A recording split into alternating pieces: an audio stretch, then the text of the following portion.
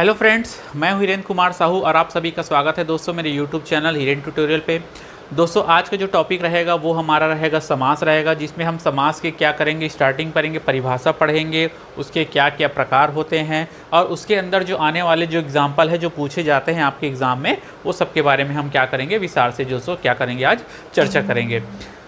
दोस्तों अभी आप जानते हैं कोरोना काल चल रहा है ना। मंडी निरीक्षक जो छत्तीसगढ़ में होने वाले एग्ज़ाम जो मंडी निरीक्षक है, ठीक है, वो अभी क्या हुआ है, अभी स्टे लगा हुआ है। तो आप प्लीज़ घर में बैठे रहिए और तैयारी क्या कीजिए, कंटिन्यू कर है ना करते रहिए, है ना। मैं आप लोगों के लिए नए नए वीडियो लेक्चर जो है बनाते रहूँगा, तो प्लीज़ मेरे वीडियो को क्या कीजिए अंतिम तक देखिए, तभी आप लोगों को अच्छे से समझ आएगा। यदि आप बीच में स्किप कर देंगे तो आपको जो है कुछ जो है डाउट आ सकते हैं दोस्तों, ठीक है। तो सीधे दोस्तों आज जो है हम क्लास में चलते हैं।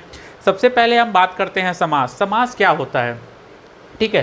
समास का तात्पर्य क्या होता है, समास अर्थात क्या होता है, किसी जो बड़े जो चीज़ होता है, जो बड़े शाब्दिक जो अर्थ होता है उसको क्या कर देना, छोटा कर देना, अर्थात उसका क्या कर देना, संक्षिप्तीकरण कर देना या उसको छोटे फॉर्म मिलाना, ठीक है, स्मॉल साइज में, तो वो क्या कहलाता है, आपका समास कहलाता है, ठीक है। यहाँ पर मैं एकदम शॉर्टकट शब्दों में बताऊँगा, परिभाषा में आपको जाने की ज़रूरत नहीं है, ठीक है। आपको जो है उसके जो क्वेश्चन जो आते हैं डायरेक्टली वो कैसे आते हैं वो मैं आप लोग को बताऊंगा।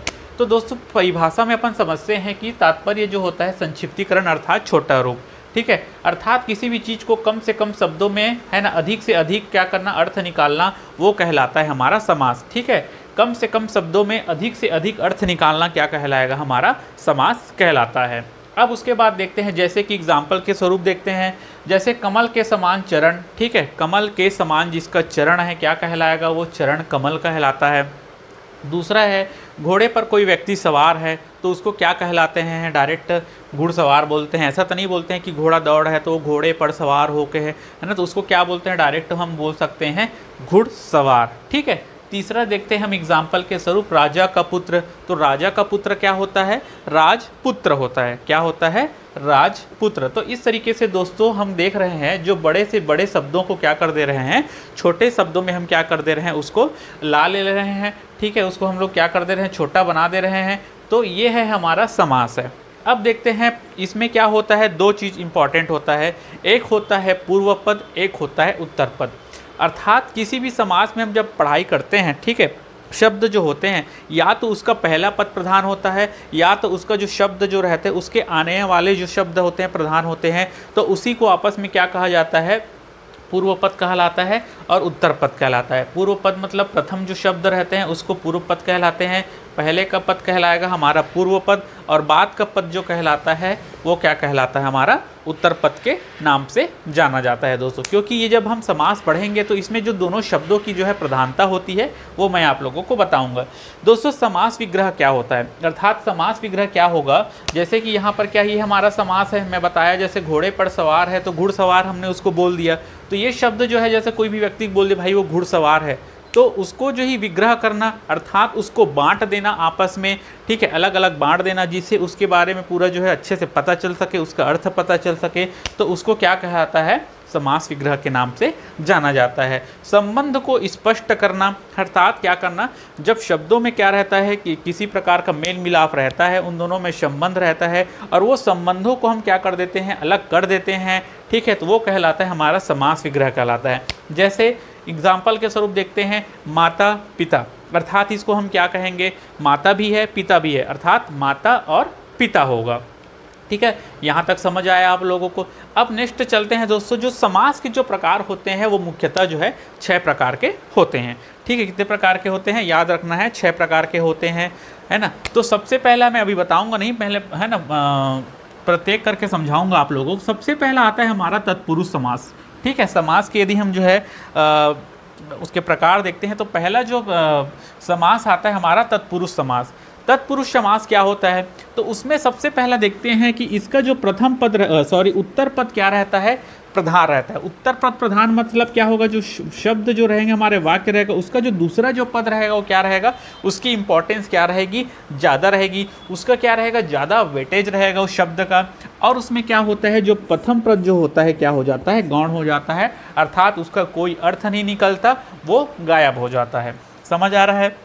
तीसरा जो है ना इम्पॉर्टेंट क्या है, इस समास में आने वाले कारक चिन्हों को से के लिए, से, का, के, की आदि का क्या होता है, लोप होता है। अर्थात क्या होता है, इस समास में हम देखेंगे इस टाइप का जो शब्द आते हैं, को, से, के लिए, से, का, के, की आदि शब्दों का क्या होता है, प्रयोग होता है, और जब समास जो बनता है तो इसका क्या हो जाता है, वो लोप हो जाता है। देखिए कैसे, जैसे एक प्रथम एग्जाम्पल है आपका फर्स्ट जो है, मूर्ति को बनाने वाला। मूर्ति को बनाने वाला क्या कहते हैं उसको, मूर्ति को बनाने वाला। यहाँ पर को शब्द आ रहा है, अर्थात क्या है, ये हमारा समास है, तो ये क्या हो जाएगा, है ना, हम ये हमारा यदि विग्रह करेंगे तो ये हमारा समास है मूर्तिकार। ठीक है, तो मूर्तिकार क्या है, कौन सा समास होगा, तत्पुरुष समास होगा। यदि हम उसको विग्रह करके देखेंगे तो मूर्ति को बनाने वाला क्या आएगा, है ना, मूर्तिकार जो होगा वो होगा हमारा मूर्ति को बनाने वाला। समझ आए यहाँ तक। दूसरा एग्जाम्पल देखते हैं हम जो है, काल को जीतने वाला। काल को जीतने वाला क्या कहलाएगा, काल को जीतने वाला दोस्तों कालजयी कहलाता है। क्या कहलाता है, कालजयी। तो आपको ऑप्शन आएगा कि कालजयी को आप क्या कीजिए, समास विग्रह कीजिए। तो काल को जीतने वाला यहाँ पर अपन ध्यान रखेंगे, काल को जीतने वाला कालजयी कहलाएगा। कौन सा समास रहेगा, तत्पुरुष समास रहेगा। तीसरा है आपका राजा को धोखा देने वाला। यहाँ पर भी को शब्द आ रहा है। राजा को धोखा देने वाला क्या कहलाता है, राजद्रोही कहलाता है। क्या कहलाता है, राजद्रोही कहलाता है। ये भी कौन सा समास है दोस्तों, आपका तत्पुरुष समास है। तीसरा जो चौथा जो है, खुद को मारने वाला। ठीक है, सुसाइडल बॉम्ब। ठीक है, आप जान सकते हैं पाकिस्तान सबसे ज़्यादा सुसाइडल बॉम्ब बनाता है। ठीक है, आत्मघाती हमले वही सबसे ज़्यादा कराता है। तो खुद को अपन क्या कर लेते हैं, जो देखे होंगे आप जो है आतंकवादी लोग अपने आप को क्या करते हैं, स्वाहा कर लेते हैं। वही है, खुद को मारने वाला क्या कहलाता है, आत्मघाती कहलाता है। तो ये शब्दों को आपको याद रखना। ये सब समास कौन सा समास कहलाएगा, आपका तत्पुरुष समास कहलाएगा। ठीक है, यहाँ तक तत्पुरुष समास इंपॉर्टेंट है, याद रखना है आपको, कोई भी एग्जाम्पल आएगा। दूसरा देखते हैं दोस्तों, अव्ययी भाव समास। ठीक है, अव्ययी भाव समास कहलाता क्या होता है, अव्ययी भाव समास कहने का अर्थ होता है उसका जो पहला जो पद रहेगा क्या रहेगा, अव्यय रहेगा। क्या रहेगा, अव्यय रहेगा। और क्या रहेगा, इसमें पूर्व पद की प्रधानता होती है, अर्थात प्रथम पद की प्रधानता होती है। पहले पद ही से ही क्या होता है, उसका अर्थ निकलता है।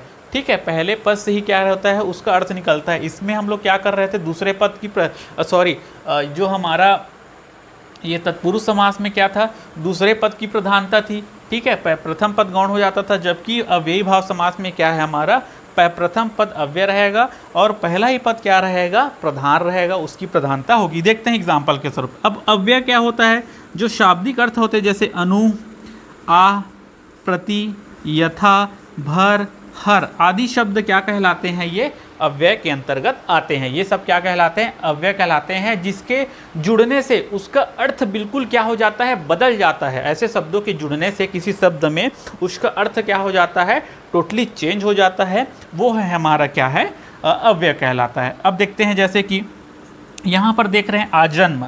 ठीक है, क्या है, आजन्म, अर्थात क्या होता है, जन्म से लेकर। क्या होगा, आजन्म मतलब जन्म से लेकर। दूसरा है प्रतिदिन। यहाँ पर देख रहे हो प्रति शब्द के जुड़ने से क्या होगा, यदि हम बोलते हैं प्रति दिन, ठीक है, अर्थात दिन ब दिन, मतलब डे बाय डेज चल रहा है, तो वो हो जाएगा हमारा दिन ब दिन, उसको कहेंगे हम जो है प्रतिदिन। यथाशक्ति, आप बोलते हैं ना कि आप यथाशक्ति की जो है, आपके शक्ति के अनुसार आप कोई भी काम कीजिए, तो वही कहलाता है आपका यथाशक्ति कहलाता है। ठीक है, क्या है आपका यथाशक्ति, अर्थात शक्ति के अनुसार। उसके बाद है अनजाने। क्या है, अनजाने, अर्थात बिना जाने। तो ये आप देख रहे हैं, ये जो शब्द आ रहे हैं, जो प्रथम जो शब्द आ रहे हैं, है ना, यहाँ पर ये शब्दों के जुड़ने से इसका जो अर्थ क्या हो जा रहा है, चेंज हो जा रहा है। तो इसी को कहते हैं हम अव्यय, और इससे जो समास बनता है वो क्या कहलाता है, हमारा अव्ययी भाव समास कहलाता है दोस्तों। ठीक है, ये समझ आया हमारा तत्पुरुष समास और अव्ययी भाव समास। ठीक है, अब देखते हैं दोस्तों हमारा जो है कर्मधारय समास। कर्मधारय समास बचा है हमारा, एक है हमारा कौन सा समास है, कर्मधारय समास। उसके बाद देखते हैं द्विगु समास, द्वंद्व समास, और कौन सा समास है, बहुब्रीहि समास। ये भी समास से क्वेश्चन जो आपके एग्ज़ाम में जनरली पूछे जाते हैं, आपको ध्यान रखना है। कई बार हम पढ़ाई करते हैं, लेकिन चीज़ों को जब बार बार नहीं पढ़ते हैं, प्रैक्टिस नहीं करते हैं, तो हम कंफ्यूज हो जाते हैं कि ये कौन सा समास होता है, नहीं होता है। तो आप वीडियो को है ना ध्यान से देखिए। अभी देखते हैं कर्मधारय समास। कर्मधारय समास क्या होता है, वह पहला पद जिसमें विशेषण तथा दूसरा पद क्या होता है, विशेष्य होता है। ठीक है, समझ रहे हो, पहला पद क्या है, विशेषण होता है तथा दूसरा पद क्या होता है, विशेष्य होता है। अर्थात जो प्रथम पद जो होता है उत्तर पद की विशेषता क्या होता है बताता है। इसमें क्या होगा, जो कर्मधारय समास में जो प्रथम पद रहेगा, कोई भी वाक्य रहेगा उसमें जो उसका जो प्रथम पद है वो उस दूसरे पद की क्या बताएगा, विशेषता बताएगा। समझ रहे हो बात को। ठीक है, पहला पद क्या कहलाएगा, दूसरा पद की क्या करेगा, विशेषता करेगा, व्याख्या करेगा। और क्या है इसमें, एक पद उपनाम तथा दूसरा पद क्या रहता, उपमेय कहलाता है। पहला पद क्या होता है, उपमान होता है तथा दूसरा पद क्या रहता है, हमारा उपमेय रहता है। उत्तर पद क्या होता है, इसमें प्रधान एवं विग्रह करते समय दोनों के बीच में के समान है जो या रूपी में किसी एक शब्द का क्या होता है, प्रयोग होता है। देखिए इसको ध्यान से, इसमें क्या होता है ना, उत्तर पद प्रधान एवं विग्रह करते समय क्या होता है, दोनों के बीच में या तो के समान है शब्दों का प्रयोग होगा, या तो है जो, या तो रूपी नामक किसी एक शब्द का क्या होगा, आपका प्रयोग होगा। तो उसको देखते हुए आप डायरेक्ट क्या कर सकते हैं, टिक कर सकते हैं कि वो कर्मधारय समास होगा। एग्जाम्पल के स्वरूप देखते हैं, पहला चरण कमल। ठीक है, चरण कमल अर्थात आप क्या समझेंगे, चरण के समान कमल। ठीक है, क्या होगा ये, चरण कमल अर्थात कमल के समान चरण, उल्टा बोल डाला था, कमल के समान क्या होगा इसमें, चरण। तो क्या हो रहा है यहाँ पर, चरण जो कमल है इसमें जो है प्रथम जो ये जो है ना, उत्तर पद जो है ना, ये जो उत्तर पद है पहले पद की क्या बता रहा है, विशेषता पहले बता रहा है, अर्थात कमल के समान उसका चरण है। ठीक है, के समान शब्द का क्या हुआ यहाँ पर, प्रयोग हुआ है, मैंने आपको पहले इसमें व्याख्या में बताया है। दूसरा है नील गगन। ठीक है, नीला है जो गगन। ठीक है, क्या होगा इसमें, नीला है जो गगन। ये देखो यहाँ पर है जो शब्द का प्रयोग मैंने आपको बताया है। नील गगन अर्थात क्या होगा, इसमें जो प्रथम पद है ना, वो क्या कह रहा है, इसमें विशेषता बता रहा है दूसरे पद का कि भाई उसका जो गगन है कौन से कलर का है, नीले कलर का है। ठीक है, नीला गगन। उसके बाद देखते हैं पीताम्बर। पीताम्बर, ये तो एग्जाम्पल इतने जो अपने जो है 10वीं 12वीं तक इतना पढ़ाई किए हैं कि अभी तक लोगों को याद है। पीताम्बर अर्थात पीला है अंबर जिसका, पित है अंबर जिसका। ठीक है, पीलाम्बर कहलाता है ना, पीला है अंबर जिसका। ठीक है, पीला है अंबर जिसका अर्थात क्या होगा, वो पीताम्बर होगा। और कौन सा समास होगा, वो कर्मधारय समास होगा। ठीक है, यहाँ पर है जो शब्द का प्रयोग होगा। ठीक है, पीला है जो जिसका अंबर जिसका। ठीक है, या यहाँ पर जिसका शब्द प्रयोग हो रहा है, पीला है अंबर जिसका या पीला है अंबर, ऐसा सब है ना, इसका उपयोग हुआ। उसके बाद देखते हैं महात्मा। महात्मा क्या है, महात्मा कौन सा समास होगा, तो महात्मा महान है आत्मा जिसकी। ठीक है, अर्थात यहाँ पर जो शब्द है आत्मा जो है, आत्मा को क्या बोल दिया है, वो महान है। मतलब जो शब्द है, जो पहला शब्द उसकी विशेषता बता रहा है ना, उसकी आत्मा कैसे महान है, तो वो क्या होगा, कौन सा समास होगा, कर्मधारय समास होगा। महान है जिसकी आत्मा। उसके बाद महादेव, महान है जो देव। महादेव मतलब क्या है, महान है जो देव, मतलब देवताओं में जो महान है वो कौन सा समास होगा, कर्मधारय समास होगा। यहाँ तक आप लोगों को समझ आया। इसमें प्रथम पद जो होता है दूसरे पद की क्या कहलाता है, विशेषता बताता है। ऐसा समास हमारा कर्मधारय समास होता है। नेक्स्ट देखिए द्विगु समास। द्विगु समास क्या होता है, इसमें क्या होता है, जो एक पद क्या होता है, संख्यात्मक होता है। ठीक है, क्या रहेगा आपका, संख्यात्मक रहेगा। और संख्यात्मक के साथ साथ जब वो समास जो बनता है उसमें क्या होता है, हमको समूह का एहसास होता है, उसमें कलेक्शन होता है। क्या होता है, उसमें कलेक्शन होता है, अर्थात समूह का हमको क्या होता है, एहसास होता है। पहला पद, इसमें पूर्व पद क्या रहेगा, हमारा संख्यावाचक रहेगा दोस्तों, याद रखना है। और समस्त पद समाहार करने पर है ना, समूह का क्या होता है, हमारा बोध होता है। एग्जाम्पल, दोपहर नाम से स्पष्ट है, पहले शब्द क्या आ रहा है ना, हमारा क्या आ रहा है, संख्यात्मक वर्ड आ रहा है। दोपहरों का समाहार। ठीक है, दोपहर को क्या बोलते हैं, दोपहरों का समाहार, दोपहर। शताब्दी, शौचालयों का समूह शताब्दी कहलाता है। सप्ताह, 7 दिनों का समूह। चौराहा, 4 रास्तों का समूह। तो इसमें कुछ नहीं करना है आपको, बस जहाँ पर संख्या दिखेगा टकाटक क्या कर देना है, वहाँ पर द्विगु समास आपको टिक कर देना है। इसमें कोई कन्फ्यूज़न, कोई डाउट नहीं रखना है। अब देखते हैं द्वंद्व समास। द्वंद्व समास मतलब क्या होता है, द्वंद्व मतलब युद्ध। ठीक है, क्या होता है, द्वंद्व मतलब युद्ध होता है, और दो लोगों के बीच में युद्ध होता है, जिसमें और शब्द है ना, इसमें क्या होगा, हमारे समस्त पद क्या होगा, प्रधान होगा। अर्थात दोनों पद क्या होंगे, जो शब्द आएंगे उसमें दोनों पद क्या होंगे, आपस में है ना, दोनों की प्रधानता होगी, दोनों इक्वल इंपॉर्टेंस रखेंगे।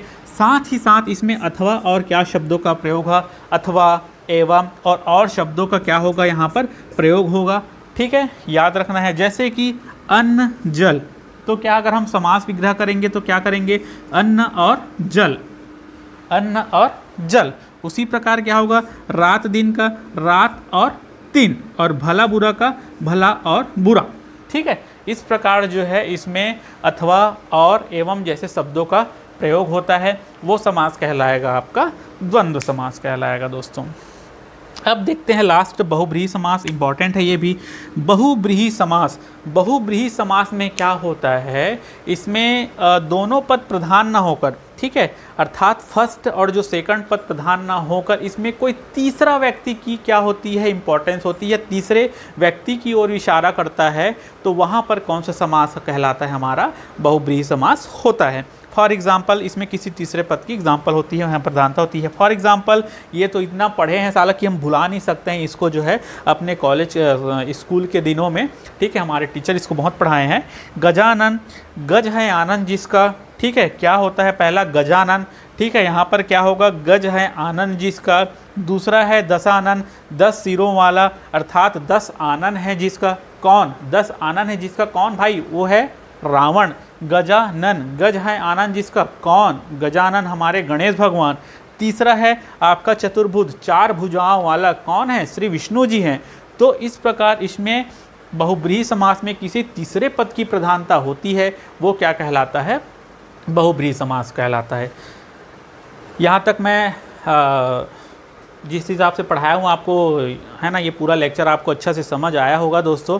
ठीक है, अभी जो है इस समास से बहुत सारे क्वेश्चन आपके एग्ज़ाम में पूछे जाते हैं, तो मैं आशा करता हूँ आप वीडियो को अच्छे से देखिए और, है ना, जो भी डाउट होंगे उसको, है ना, क्लियर कर लीजिए, ताकि आने वाले एग्ज़ाम में क्या होगा, आपका पूरा डाउट क्लियर रहे, है ना। व्यापम चाहे वो PSC के हैं, जहाँ पर भाषा आया तो आपको जो भी क्वेश्चन मिलेगा टकाटक उसमें आंसर आप जो है क्लिक कर दीजिए, ठीक है, और आपका 1 नंबर बिल्कुल श्योर है। 1 या 2 नंबर के क्वेश्चन जरूर इसमें पूछे जाते हैं। यदि आप लोगों को मेरा वीडियो दोस्तों पसंद आया होगा तो प्लीज़ मेरे वीडियो को ज़्यादा से ज़्यादा शेयर कीजिए, ताकि मेरा जो ये लेक्चर है ज़्यादा से ज़्यादा लोगों के पास पहुँच जाए। ठीक है, तब तक के लिए थैंक यू, जय हिंद।